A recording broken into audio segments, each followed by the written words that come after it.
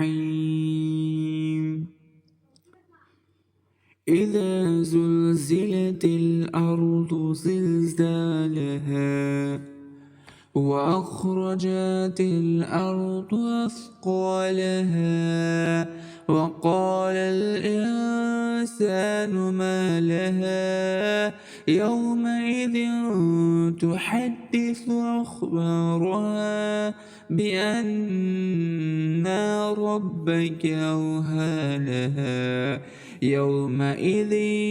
يصدر الناس أشتاتا ليروا أعمالهم فمن يعمل مثقال ذرة خيرا يره ومن